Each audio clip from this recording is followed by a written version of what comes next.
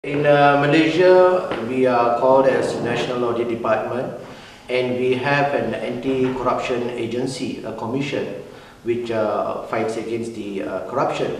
But basically, our audit department outside of Malaysia, we work hand to hand with the anti-corruption agency, wherever that we find findings from our audit, we will quickly inform to the anti-corruption agency even before tabling our report in the parliament.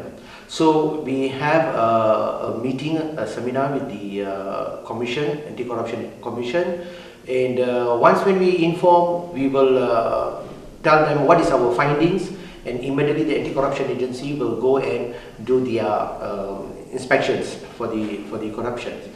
Other than that, what we do is that we have an accountability index on the financial management audit. So we give marks to every agency that you are say 90, if they maintain a 90 to 100 marks from almost about 350 questions, we give them the marks, and if they fall under the category of 90 to 100, then they get 4-star. So this makes the agency to be well known. They are not much linked with the corruption, because basically most of the rules and regulations they have been following to the rules. So those who are below than this 4-star, that is 3-star or 2-star, they are much implicated with corruption practices probably. So this gives them the urge to make sure all the rules and regulations they try to follow in every angle, so they will upgrade the stars.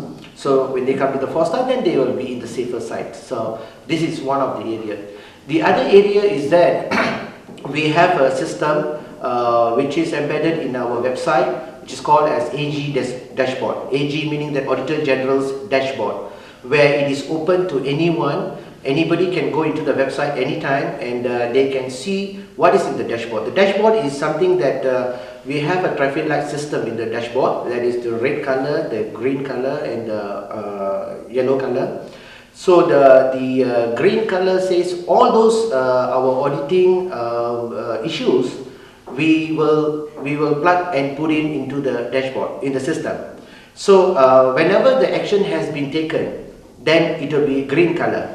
So we will show that there are 20, say about 100 issues. So out of the 100 issues, there are 80 issues under the green light. That means they have taken action. So we keep track with that all those issues that we have found out. So that makes everybody to take actions immediately, because they don't want them to be in the red zone area. So everybody realizes that, and everybody try to take action, so that in the end, finally, the corruption level, we believe that it will be reduced through those measures that we take.